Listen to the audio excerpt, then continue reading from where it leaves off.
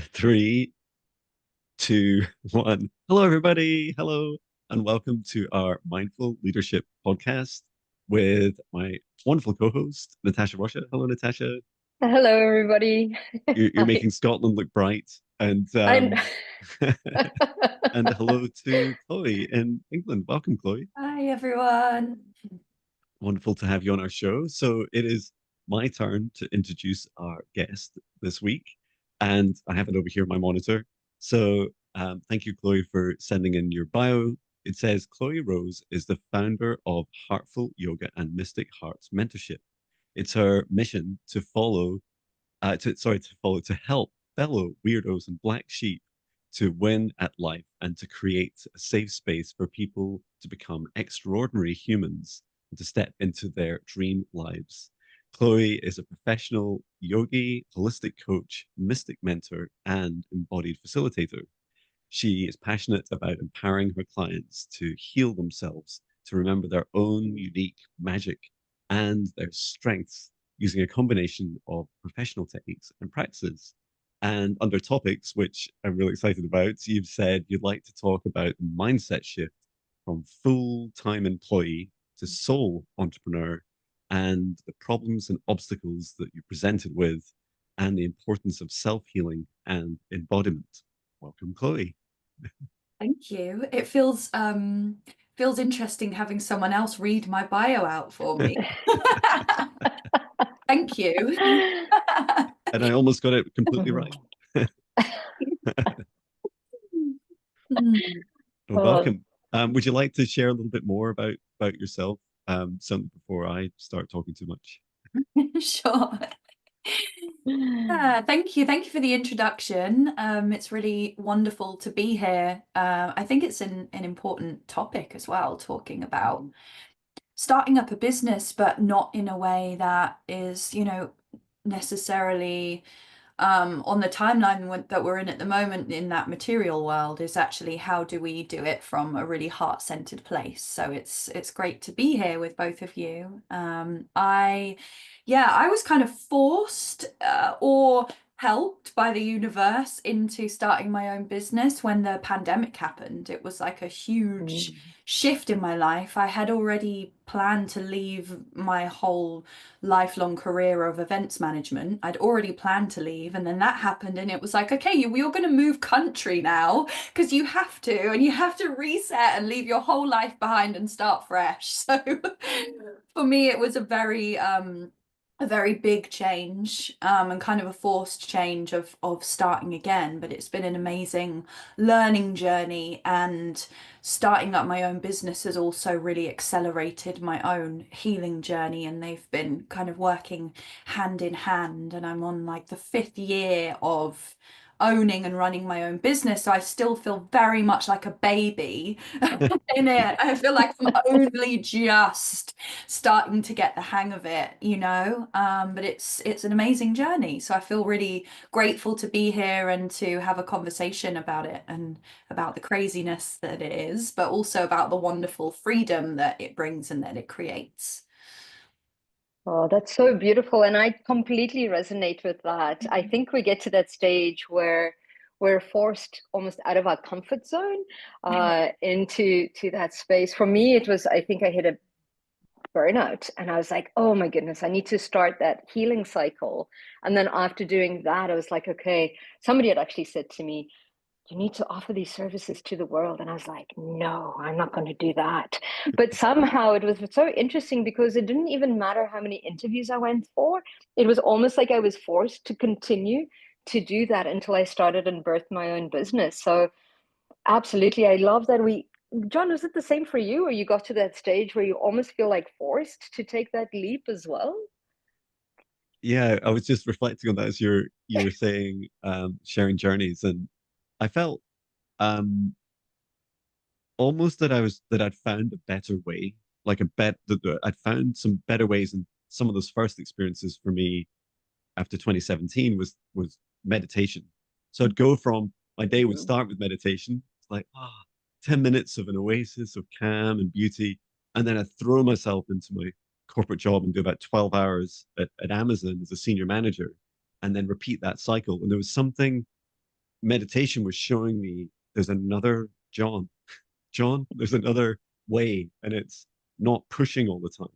It's lightly somewhere in between. And yeah, it did start to, I definitely resonate with that feeling of like feeling a bit forced. It felt a little bit involuntary because my heart was like, Jon, like we've got to do this. Whatever it is that you're gonna do, start thinking about it, start exploring. So yeah, definitely resonate with that. And Chloe, you mentioned a different country. Where were you previously? I lived in Indonesia for almost 5 years. Yeah, I've always been quite an adventurous soul. I've been very blessed I'm an only child to a single parent. So my mum, we were always traveling together, and she was very kind to always take me onto wonderful holidays, but she also implanted a very adventurous spirit into me. Oh, wow. So I've always loved visiting other countries and seeking other cultures. And the reason why I decided to leave the UK was I was just going through like a very difficult time in my life and feeling very confused and stuck in a cycle of toxicity and working in jobs that I hated. And I just found it like I just couldn't get out of that cycle. So Mhm. I just decided very adventurously and very privileged to just go and move to another country.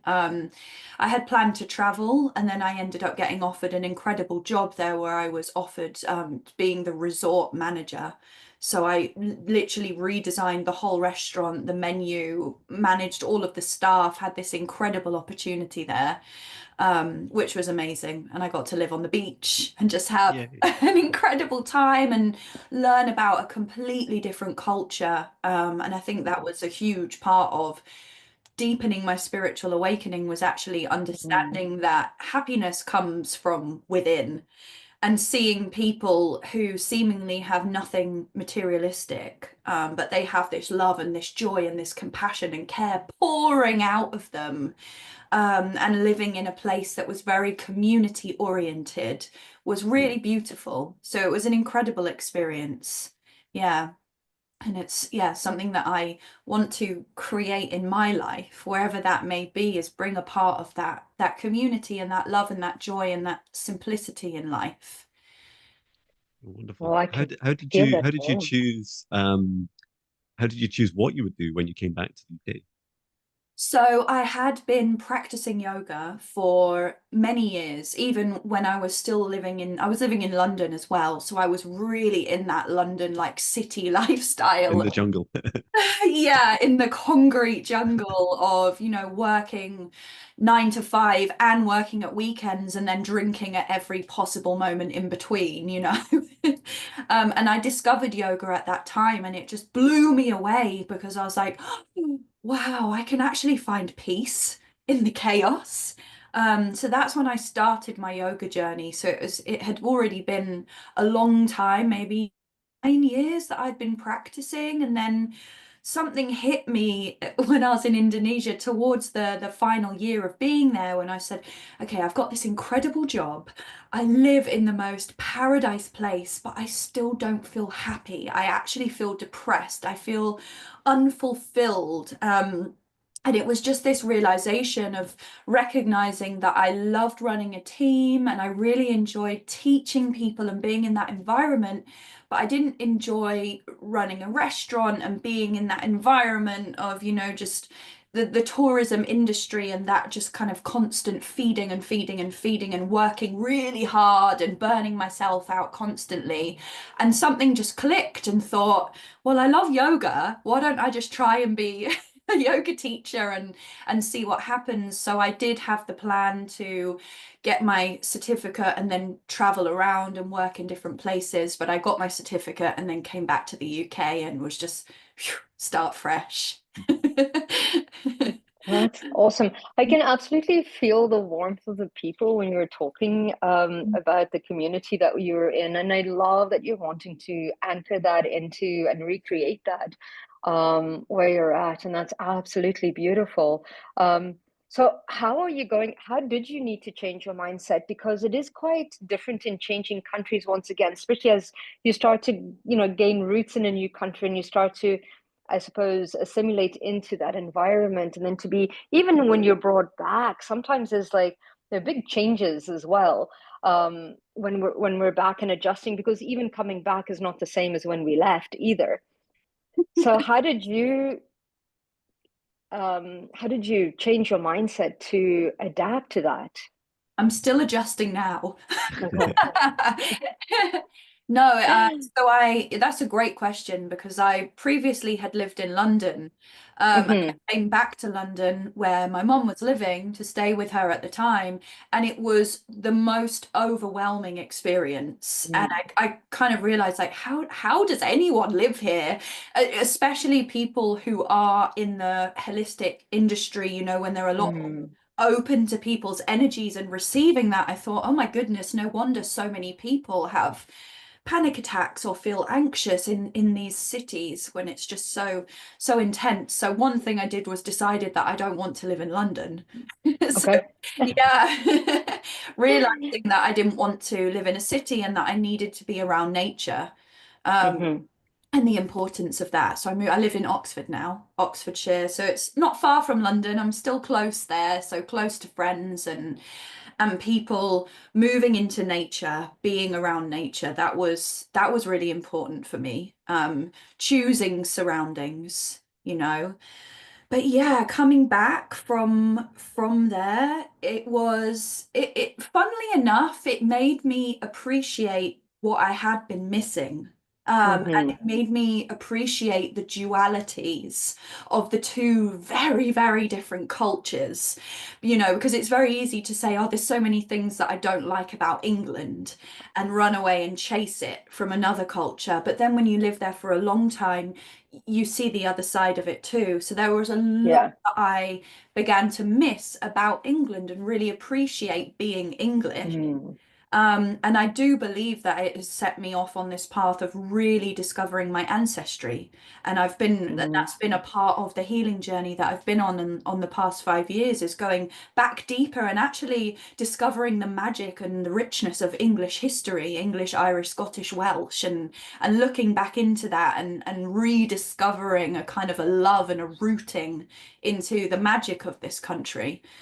So that's a mindset that has helped me, rather than being like, oh no, coming back to England. It's been like, how can I make this more magical and have actually gratitude and some appreciation for the land Mm. that I'm on, and how it was before the time that we're in now. So that's really helped me. I hope that Fabulous. answered your question. Yeah. Yes, absolutely. I really resonate with that. I really resonate with our history and culture, because it's easy to forget, right? It's easy to Yeah. just modernize ourselves and almost like create this, especially with the dominance of other big countries in the West on the UK. It's Mm. easy for us to forget ourselves and our ancestry, and yet there's there's just such an abundance. Um, so I was gonna ask. You've moved country. You're following your heart, which I absolutely love. Um, and then you'd said in the topics you'd said you wanted to talk about like the obstacles of like moving from full-time employee. And I'd Mhm. love like those first obstacles that you had, including the mindset like shifting from a salary to, assuming Mm. that's what you were how you were paid, from a salary to now working for yourself for the first time. Yes, I was paid a salary in Indonesia. It was like a normal job. Yeah, Yeah. it's for me personally, it's such an interesting shift, because it's the first time in my life really that I've ever been on a fully self-employed venture working for myself. I've sort of dipped my toes in and out before, but it's still been led by other people in the past. This has been the first time that it's been like, okay, create this for myself. And the first realization that came was that I have been so ready and willing to put my all into working for someone else. Almost like, I will be the best, you know, I will make my feet bleed and I will have no sleep and I will work so hard for you. And then when it comes to setting up my own business, it's like the flip of that dedication is completely different. And I think Mm. we can either do that where we get completely obsessed with it and burn ourselves all over again, or more with me, where it's like recognizing the lack of working for myself and having to really work through that, and always, thinking, oh, I can Mm. work really hard for someone else. But then it's like, oh, but now I have to do that for myself. And it's such a mirror of, how I have a sense of self-worth, um, Mm. how, working hard for myself and seeing myself as a boss. That was like such a huge thing, and it's still something that I'm working with. Um, but then also finding that balance, and this has been a huge thing for me, because we can suddenly get this avalanche, those wonderful times when loads of new work comes in, Mm. and we're like, yes, yes, yes, yes, yes, yes, yes, yes. Fill out the calendar. And then a month later, I'm like, oh, I haven't had a day off. Yeah. And it's finding that balance and setting those boundaries. Again, that's another huge part of learning that self-worth and putting ourselves in that sort of boss archetype of being like, yes, I am the boss. I'm working for myself. I'm worthy and deserving of hard work, but I'm equally worthy and deserving of days off, more than one day off, you know. And that's something that is really hard, I think, and especially, with long days. Mm. It's like, oh, I'm working and I'm not going to get home until 10 p.m. And then, oh, I've got a client first thing in the morning, and not recognizing that in the beginning, and the real problems that can bring in the long run. So I think that's been a real journey of actually having to take responsibility for that and myself as well. And it's not taught, Yeah. right? No, Yeah, and for sure. I completely resonate with that because I had a marketing background, and I Mhm. was like, how can I market everybody else, but when it comes to me, it's like I don't know what to say. Like, how does that, like, how? And I got grounded in a way of saying, okay, my company, I'm working for my company. And I was like, and I'm working for the boss that is my company. So I got, in the beginning, I got rounded in that way. But now I'm like, no, own it. Like actually step into it and own it is important to actually, like you say, you're the boss lady, be the boss, Mhm. right? Yeah. Which is important. Yeah. Mhm. What do I was you, going. Go yeah. ahead, Natasha. Go, go. No, no, no, no, no. Go, go, go, go. Oh, I was going to reflect on that. I still, so I'm almost coming up in 12 months having started my own business and work for myself for the first time, and resonate totally with those roller coasters you've been describing, Chloe. And I've never thought of it like you just explained, right? Like, because I was always so fiercely autonomous, and yet I would be so loyal and tenacious about whatever it is I chose to, the people that I chose to work with in a company, and that I was sometimes lightly difficult to work with, especially if you're managing me, because I was always like, let's figure out the best thing for the customer, and I wasn't really a manager pleaser, or what do you call it, like Mm. a man. I wouldn't Mm. manage up. I wouldn't manage my managers. I just annoyed them a lot until we made lots of money and had lots of happy customers. Um, but what I there was like these really simple things. These what would you call them? They're like the hidden truths of salaried jobs. Mhm. And by a salary job, I define that as just like a regular salary, like the times I had a regular monthly paycheck. And some of them are that uh, when you're not generating income for the company you work for, it can feel really bad because you know it inside, and you know that the people around you, like your manager and others, know that too, and Mhm. it makes you feel vulnerable and nervous. And yet, when you're working for yourself, you're like, I think I need a break. It's like, oh, good, and this is a great time to like figure out, am I even doing the right things? Mm. Um, and then also this assumption that next month, the perpetual next month, will always be like as often exactly the same pay, but that it's always going to be like that. And it's like this almost false sense of security. Like it goes like that for a while and then it stops, right? Or, the company has big significant problems and they're like, oh, maybe this won't be forever. I don't know in your salary job, but when you work for yourself, it feels now more like there's definitely going to be peaks and troughs, and I'm totally cool with that. And I'll make the most of both. Like I have to like take the opportunity in both to, you know, when it's really high, when you're at high demand. I've just had 4 months of that. In fact, I took my Zoom filter off so that I could like you could see some more of the bags under my eyes. And it's like that was really tough, like right up at the top of my capacity, as Natasha well knows. And then just like now that it's calming, I'm like, okay, now I need to just take those opportunities to can just gently reflect and receive. Mm. But breaking through that pattern of turning up in an office, my office here, or in my music studio where I do client sessions as well, like instead of just repeating those same patterns, starting to become more fluid with the work. And that fluidity still um, is a challenge for me. And I was I was excited to learn about your experiences with that fluidity and flexibility, Mhm. Chloe, and what advice you'd have to people that are, you know, perhaps just made that first leap, how to shed those old skins and step into the new them. Oh, I loved what you just shared, John. Thank you for that. I think you've just like turned a light bulb on in my brain, like a light bulb moment. You know, because when you are so rightly said, when you are working for someone else and you have a salary, no matter how much or how little you do, unless you're on like a commission or a bonus job, let's just Mhm. ignore Mhm. that. You're always earning the same. And I'm just like, wow. But when you are an entrepreneur working for yourself, yes, you can have incredibly low months, but also you can have unlimited months, right?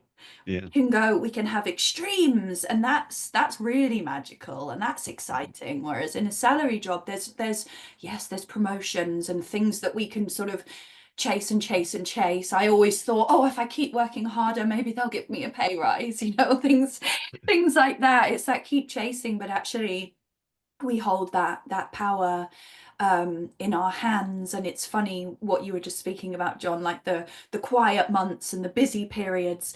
I've just had like the quietest month of the whole year so far for me, and I've just been like, I've just had no money coming in for a few weeks. It's, you know, it's Easter holidays, a lot of people are away. I'm going through some personal issues. I absolutely know that I've been given this time to just breathe and take a breath. yeah, Um, but it's interesting because in the beginning, when these times happen, previously I would have started freaking out and been like, okay, maybe I need to get a part-time job, or I need to actually go back and, you know, make sure the money's coming in. And it's sort of grabbing onto those control systems that give us that sense of security that the salary has. And I do also believe that in the beginning, it sometimes is good to have a part-time job to support you until you feel that abundance in yourself. Um, but now I know when these times come that it's just an opportunity to breathe. And also in this time, I've updated my entire website. I've created free meditation programs. I've just done so much back work, like admin work, that goes on the absolute bottom of the pile whenever I'm Mm. busy working with my clients. So I've been gifted this like 3 weeks of space to do all of that and not feel stressed about it either. You know, I've been sleeping well, I've been going out for walks every day, working on my embodiment practices. So that is a huge mindset shift. It's getting comfortable with the peaks and the troughs. And that has taken some healing work as well to really sit with the discomfort of feeling like, ooh, I don't have that much money at the moment, but I have an abundance of time and space. And what am I going to do with that?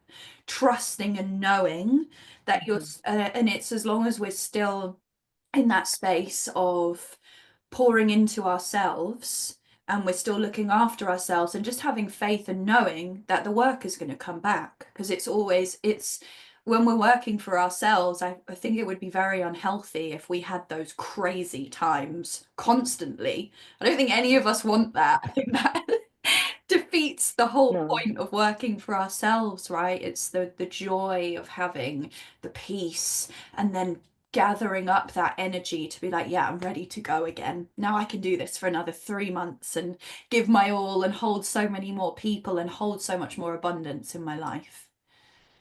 Yeah, I think that's absolutely imperative. I don't think we look at financial wealth when we first start off because absolutely it pays the bills and the mortgage. But I think it gets to that stage where, and you've completely explained it in another sense, that I started looking at that time as time wealth, because we don't, like, there's and I'm like you, it's like, oh, a pocket showed up. Oh, it allows us to actually reset that. But it's also the aspect of building that time wealth in, which I found was quite strange for me moving from the corporate side into doing my business, was that scheduling that time for myself for the reset, because that's the first thing, that self-care aspect, because that's the first thing when we get busy that tends to, like you say, go onto the back burner there. Because and it's so interesting because I tell my clients, I said, book your time for your self-care into your calendars, because, and treat it as if you were doing a client or a customer, because you won't move them. You will move yourself, but you won't move them. And it's that beautiful space where we start to create that time aspect of the wealth in there as well. And like you, I'm like, oh, pocket shown. Okay, what are we creating? Because it allows us to step into that creative mode. And that brings me, I was going to ask you a question. How do you find, so I found very much when we went from the corporate era to kind of like checking off big to-do lists. Like I was a list person. I'm like, how many of these things can I check off, right? To now shifting into that space when we start working for ourselves, especially within the energetic field and the karma, we start to bring in those concepts from I suppose a very much a 3D world into this 5D world. And I kept finding myself the same way. It's like, how am I doing busy work instead of productive work? Or how do I find myself spinning my wheels because it's a habit of I need to be busy all the time. And it kind of like, for me, I had to step into observation of like, here I am again. Why have I overscheduled myself?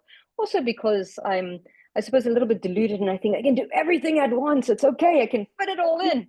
I can stretch time. It's fine. But how do you, like, what mindset, like, how do you manage that, Chloe? Oh, I can relate to that so much as well. I'll be like, I have to have this list, and if I don't tick everything off in this day, then I'm a failure. It was very much that mindset in the beginning, and letting go of that. I think goal setting is a great thing to do because we are still humans, and it's great to know where we're going, but then being open to it changing and evolving and expanding, and this constant coming back to like, why am I putting so much pressure on completing this? Does this need to happen? Is it coming to a place of lack? And for me, it's been like kind of just at the start of every week, sitting down and just going through like, where am I at now? What feels good to share? What's on my heart? And being a lot more in the moment and present with my body wisdom rather than what my mind is trying to get me to do because of like worth patterns. It's difficult though. It's an ongoing work, but I found that I would use like business action steps, whereas I've tried to now change that into my daily practices, making that my structure, and then whatever wants to flow through my business comes through that. And the days when I don't make space for my practices or I fall off, that's when I feel like my mind's all over the place and wanting to do a million things at once. Yeah, so that's been a simple step that's been supportive, is rather than the to-do lists, be like, okay, now I'm going to get up and do my meditation. I'm not going to turn my phone on until whatever o'clock. I'm going to focus in on myself, see how I feel today, ask my body how it's feeling. Do I have something on my heart that wants to be shared, or do I feel a little bit more introverted today and want to just do some writing? Yeah, so that's helped me more. Oh, that's amazing. And Beautiful. Thank you. I know Natasha and I have been going. It's funny because we were talking yesterday. We were scheduling like upcoming podcast recordings for the Mindful Leadership podcast, and we were also talking about uh, other get-togethers, and we're both seem to be going through like a transformation in our Mm. calendars and the way that we're working. And I was sat this morning having done most of my self-care like happens right at the beginning of the day, Yeah. and I'm learning to continue to expand that. And so after done my meditation, I recorded a song, and I'm sat there editing my video for my song, and I sat there, and it's beautiful. I love that. It's like a really calm. I've done it like literally 2,500 times. So it's very like um kind of brain off. My subconscious is rattling away on my phone. I'm staring out the window as I'm doing it. I'm thinking, this self-care, Mhm. it's not like, it's almost like in a salary job in 9 to 5, we're taught to wait, like put it off. You've got a weekend, Mm. Mhm. you can care for yourself then. But I was realizing that's not how I work anymore. Mhm. I'm not going to put Yeah. any of it off. Like, and I'm not just going to survive the day, right? I'm not just going to just Yeah. get through it. Just drink a little bit more coffee, tell that person that things Yeah. can wait. Like, Mhm. it's not like that. It is a daily practice, and it's Yeah. every moment counts. Um, and it's been a real battle for me recently as I've been so busy, and was very grateful for having a quantum healing session, which is I'm so sorry, Chloe, I've forgotten your title for it. Soul Um, expression. Soul expansion, exactly. What a perfect title. Where you helped me with some past life healing Mhm. that you'd identified within me that was something that I needed to go back to. There was a repeating pattern that was still affecting me today. And when we went there, it was huge. It was this, and there's a public video on YouTube, so you can watch it. Um, but I cry a lot. I think we're both crying at points. There's this huge release for me. Um, and it was fascinating because it had an effect on my diet most predominantly. I've not had a snack, a single snack since, and that was like my Wow. my kryptonite. But then the next thing surfaced, became more obvious to me, which was my work.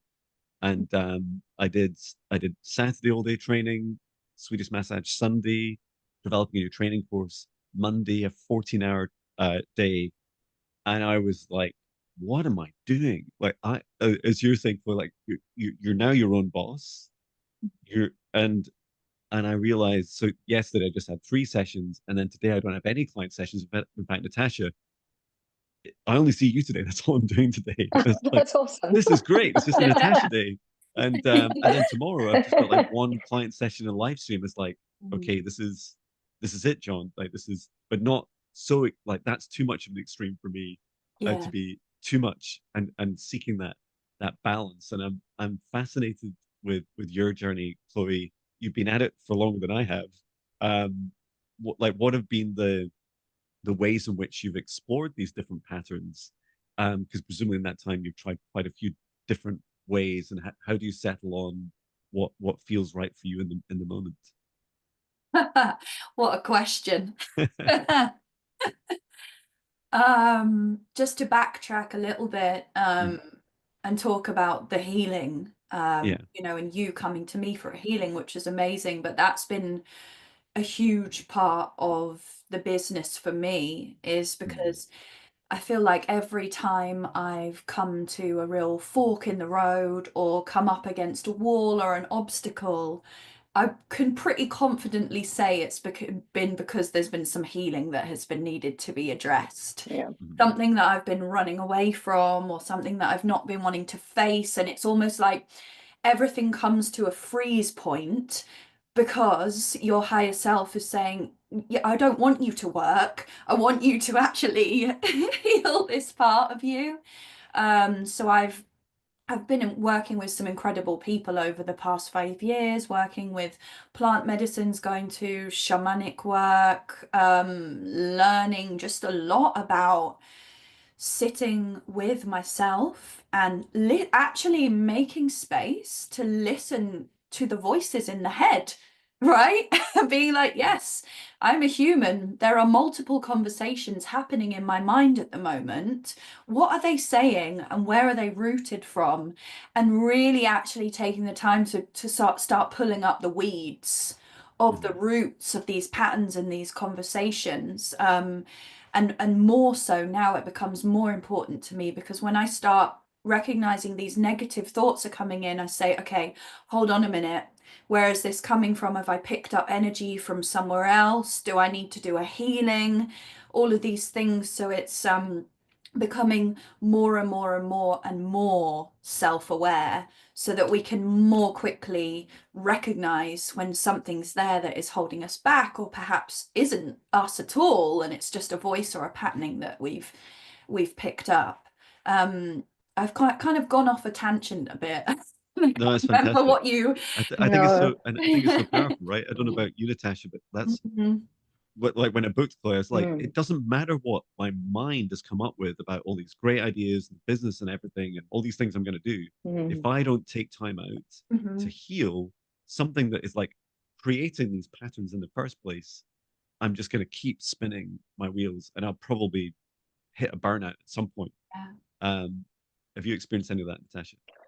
No, absolutely. And I keep experiencing that because we're constantly going through those layers. And I absolutely, I mean, John, you said something about surviving. And then Chloe, you talked about kind of like looking at those mindsets and where those healing was. So one of the big ones that I'm using to a mind shift right now and is moving from that surviving to thriving. And I Mhm. think when we, especially when we move from a very corporate, that is survival, you getting that constant paycheck, to running your own business or jumping off that cliff, is really that we hit survival mode because all those safety nets have disappeared. Yeah. Um, and I still realized that spinning of the wheels, it was Mhm. kind of like that is survival mode. And again, we talk about this a lot on this podcast as well. It's kind of like, oh, I worked X amount of hours, I must be doing great, where it's not really.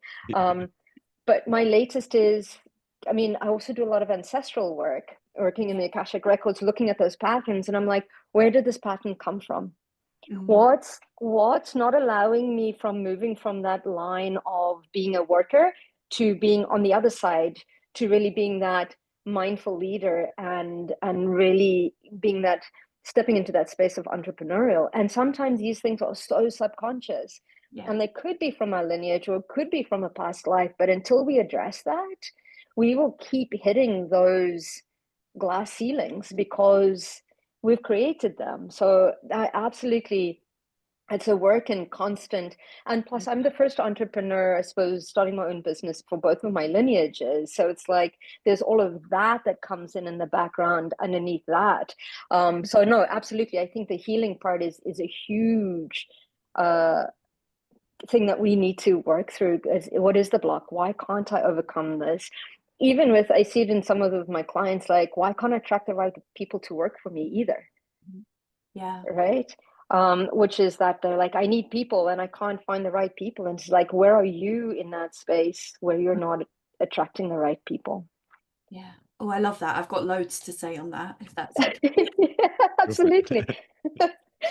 Yeah, and there was two things I picked up on, and one is the focus around money, and then one is around the patterns. Like, it's so Mhm. important, because I feel like when we are in a salary job, we have this mindset, and I'm speaking from my own experience, but I think I can speak collectively as well. We are aiming to reach a goal, of Mhm. like CEO, for example, and that is it. That is the goal, like you've won at life.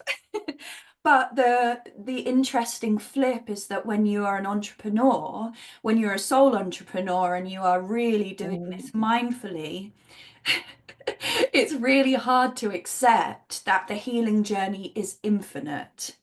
It's Yeah, it's an infinite spiral. which it is. It's a Mhm. spiral. So there's Yeah. no CEO, there's no enlightened, healed master. Wait, there's not. No. Sorry, John. There's some more past lives to go to. I'm booking you in again. That's it. And I think that's a really like scary concept to come to terms with and accept that it's that wheel's going to keep on turning, and we might come back to a pattern that we feel great about, but it's almost inviting us to go a bit deeper and a bit deeper and a bit deeper, and it's a never-ending journey. And I think that, myself included, in the past, that has been something that's blocked me, because I've just been like, I just can't be bothered. I can't be bothered to keep going and keep healing and keep going deeper. You know, it's a lot to take on, but the more we do it and the more we start reaping the benefits of it, not necessarily financially, more emotionally and relationally with the people around us, and just experientially how we experience life. I mean, it's beautiful, and it does become easier. But I think in the beginning it's just like, wow, I have to keep doing this for the rest of my life, facing my shadows.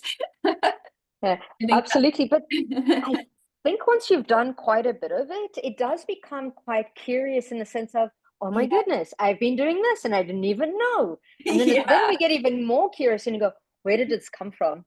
You know, yeah, kind of a thing, which is beautiful in that sense, because, and I have a friend of mine who's like, okay, now that you've got the knowledge, what are you going to do with it? mm, So now, because I know that it's intergenerational a lot of the time, it's a lot of conditioning. So now with my daughters, when I find my patterns, I'm like, mom's just discovered this, you know? And I'm like, and luckily my mom also lives with me. So I'm like, huh, do you remember when your mom used to do this? You know, and I'm like, so how are we going to change this? How are we going to shift this? You know, how does this work? And even for business, it's kind of like, huh, like when, for now, like when I know, it's like, I know I'm going to the next level, I can feel it, but I'm like, what is the limitation that's sitting in the background there? And I think it's important, like you say, it's go to somebody else, because yeah. sometimes it's hard to do it all on our own, because it's personal to us, Mhm. right? So I love that you offer these services as well, because it's important to support each other as well, which is brilliant. I love that you do that with your daughters. Yeah. Yeah, and Yeah. in investing in ourselves, Mhm. is just such a huge part of this, of the growth. And yeah, I think before I really was just, I don't have money, so why do I want to pay like £200 to go to someone for a healing? And now I'm like, yes, I need it. Like and that in itself is a shift. And coming back to what I was going to say before about money is, and this is an ongoing thing for me. I know that I've still got some money patterns that I need to address, past life things. But when we are working in salary jobs, the sole focus is on money, right? It's pretty much 100% profits, right? When you're working in a business. But what I have found in my business is that when I focus on money, it deters money. But when I focus on joy, self-love, creativity, and just letting loose, I attract money. And isn't that such a strange and interesting mindset Yeah. shift? I think that's fabulous. I really resonate with one of my clients was saying on their Instagram stories today. They were saying, we don't get paid by the hour. That's what people think happens in the world, but it's more like energy, right? It is Mm. because the money's just an abstract of that energy. And no one would actually say to you in a contract for a salary job, say, come here, work 35 hours a week, and just be really tired all the time, just kind of do nothing, but be at work. You've got to be at work, you've got to be in the office, you know. And I'm going to ask you what you're doing. You got to tell me. And and and it's a really bizarre way of culture that we seem to have evolved at least in the West. And a big lesson for me recently has been the work I do, like energy healing, clearing, Mm. help people's past lives, like all this very intense energy. It's in the title, energy work, psychic work is it is a totally different ballgame. Like I cannot turn up for like Mm. 12 hours. I couldn't do 12 hours of sessions in a day. I don't think I could survive one day of that.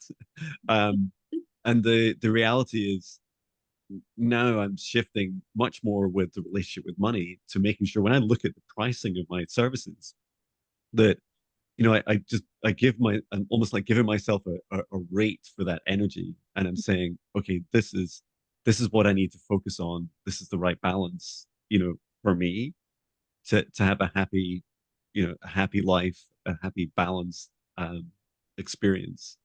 And yeah, I really wanted to talk about money because I really feel it's so important. And sometimes I see podcasts, I'm just like, I wish to talk about cash, but their most importantly, their relationship with it.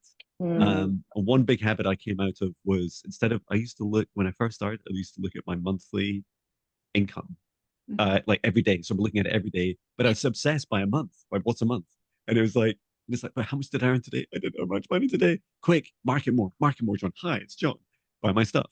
And and spin my wheels doing that. And now, after trying a few different things, it's really funny. About once every 2 or 3 weeks, I just look at my company bank account. And it's just like, I don't really care about what went in and what went out. I mean, I do obsess about constantly saving, but it's like I just look at that and just go, yeah, that's what happened. And it's a really fascinating way of experiencing the journey with money. And I'd love to learn from you, Chloe, like what do you do to keep an eye on your cash? Mhm. Cash. Yeah, so I used to be really obsessed with it when I first started my business, having every little thing itemed out in details of like what's going out and what's coming in and getting very obsessive with it. But now I know the number that I need to come in. And then I focus on, okay, what is abundant? Financial abundance to me is just being able to go into the store and buy what I want and not have to check my bank account. And I focus on that flow being there. That's kind of where I'm at the moment, and letting the grips loose a little bit. And if this is going to sound cheesy, but if I need money to pay for something, I will pray for it. And usually the money comes in a very unexpected way. Yeah, so it's for me, that has been the hardest thing, going from the very masculine salary style of money. I know that my lesson in this lifetime is to go into the feminine flow of actually receiving and believing in magic, because money is just an energy, right? It Hmm. is, it's a Mhm. physical thing Absolutely. that pays the bills, but actually it's an energy and a frequency. And I think it's still difficult and it's still an ongoing thing for me. But the more that I release the grips of control, Mm. the more that it actually flows to me with ease. Yeah, and that's tough. Oh. It's tough for me because it requires I a high level of not being scared and of trusting. I love that you've said that, because that hits on so many levels. Even if you look at the feminine, masculine energies, masculine is very much a giving, and and the feminine is obviously receiving and then building it. Right. Yeah. And I love that you've put it in those terms, in that space of learning to receive it and nurture it. One of the things I've always said is, if money were a person, what is your relationship with money? Right? Like, it's like, yeah, exactly, exactly. So it's actually seeing it in from that perspective, because a lot of the times it's like we try and hold on and control and stifle it, right? When we don't have it. But it's also, like you say, it's that learning to allow it to come with ease, and like breathing, it's like in and out, kind of one of those things, and that absolute trust that it will be there, which is incredible. So thank you for putting that perspective in, Chloe, in that sense of, yeah, no, I'll be receiving it. And I think a lot of the times when we shift, it's that, especially if you're into something spiritual, there's very much and this is a limitation that I worked through when I first jumped ship, was that to receive money for spiritual work, Yeah. because of those belief systems around that. And I started off with Reiki, and I'll never forget this. This was awful. Um, I, I was just starting off, and somebody said, "You need to do this," and I'm going, "Oh, people are going to think I'm nuts, and I'm going to lose my friends, and all sorts of stuff." So anyway, I was super excited, and in Canada, because I lived in Canada for a while, they still use checks. Like I hadn't used checks for years in the UK, and then all of a sudden, I was back to paying the rent with checks, which was bizarre. And I was like, "What is this?" Anyway, so I received a check, and I remember going to a bank teller to put it into my bank account. And she saw the check, and she saw that it was, I think the person had put in a description that it was for Reiki. Again, I was monitoring that. And she goes, "Oh, you charge what? I do this for free." And I was like, how is that for a mirror of like my insecurities for charging that I needed to work through? And I was like, hey, it absolutely, it was so good for me because it switched me. I'm like, how dare you judge me? You don't know how much I've changed my life or changed everything. And I was like, yeah, I'm going to start charging, kind of a thing. And it made me more comfortable in that space. But that it's amazing how that fear, that judgment showed up right in that space. So yeah, that wanting to, so that relationship with like, I want to help people but I can't receive the abundance for it. And it's like, and then I started to realize, wait a minute, we've done so much studying, how different is this from anything else that we do? But yeah, no, absolutely, that mindset, that energy, that learning to receive, I think that's a big thing as well, where a lot of us, it's easier to give than it is to receive. So it's learning to receive, which is important. Thank you for sharing that, because I have another example of very recently, actually, because with John's pushing me like, Chloe, you should put your prices up. I'm like, I know. And I have like one-to-one yoga clients who I visit their houses, and I've just put up my prices. And I spoke to one recently, and I said, "Oh, did you see my email? Just to let you know, you've got a month's notice." And the prices go up, and she was like, "What? You're putting them up by £5 an hour? £5 an hour? That's like nothing, right?" And it was the attitude of it. I just was like, ugh, at the time it triggered me. And then I left and I was just breathed. But on my drive home, that trigger really empowered me to think, I travel to these people's homes. So not only am I giving an hour, I'm giving more than an hour. I'm bringing my in-person energy, which I then have to clean and cleanse my energy afterwards and put more of a protection around myself. So it was like that. Those moments of discomfort, I think when someone challenges us or makes us question ourselves, can be super empowering. If as long as we don't let ourselves go down that rabbit hole of like, ah, and that's a part of the healing journey, isn't it? It's like, oh, recognizing that and being like, no, actually, I'm really good at what I do. I've had loads of experience now. I bring this, so whatever your reaction was, it was just an invitation for me to recognize my worth. Absolutely. Yeah, that's been a real journey as well. When people complain or make a face about a cost or a price, it's just like, it's fine, move on. It's just an invitation to, really recognize our worth and what the space that we hold and the energy that we give. That's Absolutely. fabulous. Well, as we come up on time, and I'd love to get you back, Chloe, because I'm sure we'll feels like we'll chat forever. So quickly. But yeah, I know I'd like to thank you for coming on and sharing your journeys and your vulnerabilities. Like you're already an expert at that. And just wish you all the best with your continued growth and your get that rest before that next roller coaster of work comes in. But how do people connect with you and your fantastic work? So the only social media platforms I use are Instagram and YouTube, and that is mystic_hearts, and the E and the A are a 3 and a 4 because someone already stole my name, so I put some numbers in there. At the moment, my website is heartfulhealing.uk, which will soon be mystichearts.uk. But yes, still in the changeover. So Heartful Healing, and that's got my psychic services and also the yoga on there. Fabulous. Well, thank you. And the reason I say all this now is because I'm about to do a mindfulness meditation, and I'm sure I will be sleepy and a bit lost afterwards. So thank you so much. Thank you. So yeah, we can spend a few minutes now if you'd like to join me in meditation. And to do so, we'll begin by taking in a deep breath through the nose and breathe out any fear, shame, anxiety, or pain at this time, nice and loud. And breathe in through the nose, nice and deep. And breathe out any low vibration energy or emotion that no longer serves you, nice and loud.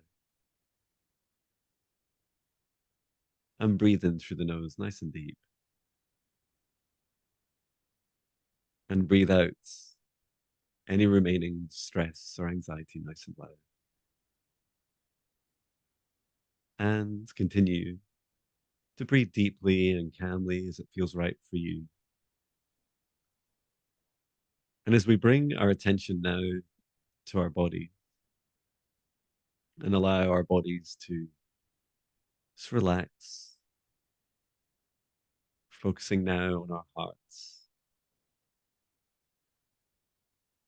and allowing ourselves to look deep into our hearts, like you're traveling into a room within your house, within your home, wherever that is.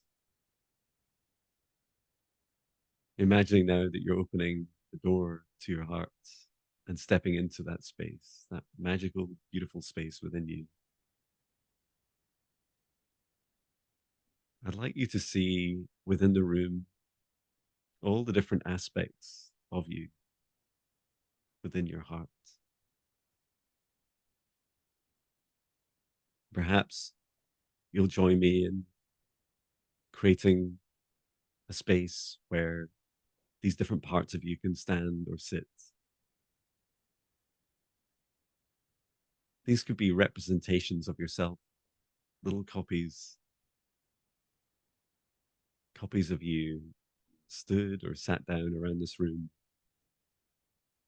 And in no particular order, as you scan around this room within your heart, see within you a representation of the child of you, not just from your childhood, but your inner child that continues on into adulthood. See the aspect of you that grew up through education, following the different programs, trainings and qualifications and experiences that you learned through into your teenage years and beyond. Seeing the adults of you now across whatever age you are, and seeing an aspect of you also that is your relationship with money, part of you that's a relationship with your self-love, self-care, part of you that you feel you project out to the rest of this world, also represented here. And then any other aspect of you that you wish to share, to represent in your heart.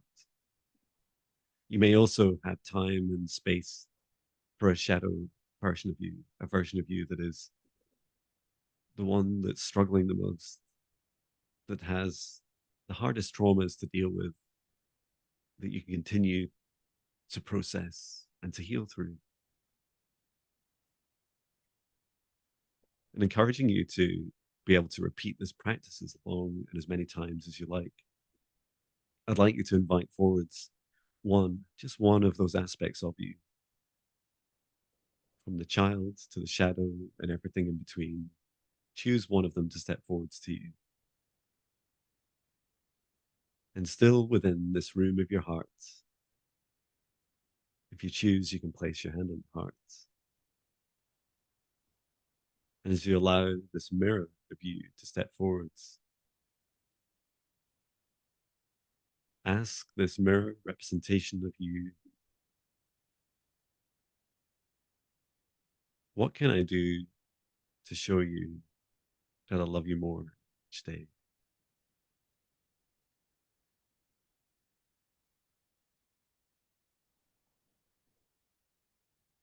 And allow your heart to answer gently.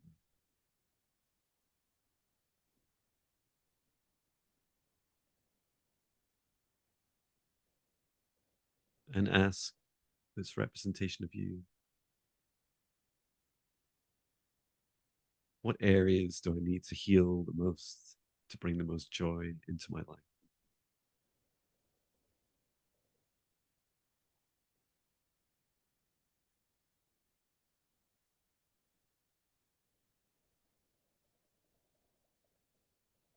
What blockages do I need to face, or old patterns do I need to release?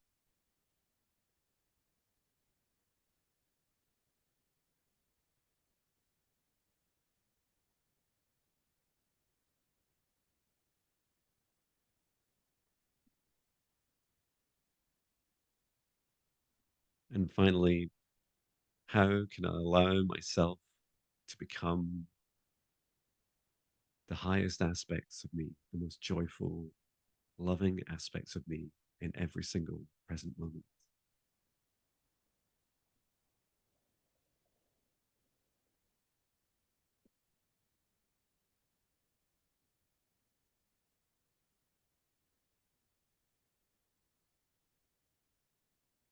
And now that you've taken time to face this part of you, please thank this aspect, this representation of you.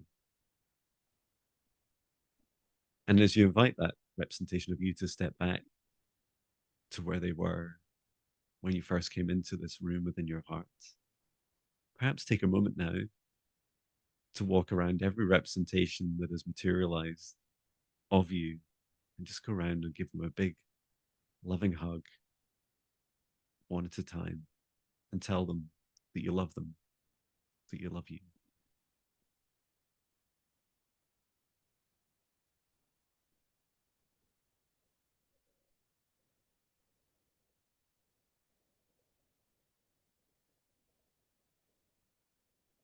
And then when you're done, send that whole room within your heart love, a self love only you can give yourself, and that you have the gift to be able to give it at any time, in any moment. Remember this room and remember these feelings, the answers to the questions,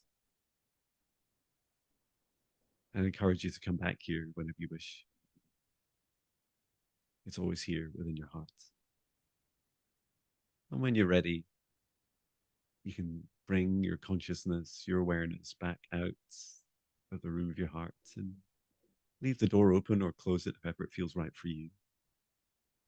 As you make your way in your conscious mind back to your mind, body, and heart, and your soul again. Coming back to where you're sat or laying down, back to your breath, with the remembrance of these beautiful healings and answers and lessons. And when you're ready, you can open your eyes, perhaps stretch a little bit, or if I've sent you to sleep, wake up. Thank you for that, Jon. I love your meditations. Oh, my pleasure. That was lovely. It's my honor. Thank you so much. I hope you had some good answers. I certainly did. But yeah, thank you so much, Chloe, and thank you, Natasha. And I look forward to um, being here again on the Mindful Leadership Podcast. Thank you to Natasha for all your posts you've been putting out to invite new guests on, and we do have some as a result. So if you're Yay! interested, if someone's made it all the way to the end and I didn't send them to sleep and woken up again, then yeah, if you're interested in coming on our podcast, please do get in touch. There's always a link in the description, no matter where you're finding us on Spotify, Apple, Amazon, YouTube. The list YouTube. is Yeah. very long. But yeah, please do connect with us. And we love meeting new people, just like Chloe. Thank you so much, Chloe. Thank So you so lovely much to meet for you, having me. Chloe. Yeah, you too. Thank Pleasure. you. Such a Okay. lovely conversation. Thank you for making me feel comfortable. Oh, my pleasure. Absolutely. Fantastic. Take care, everyone. Thank you. Bye. Bye. Bye.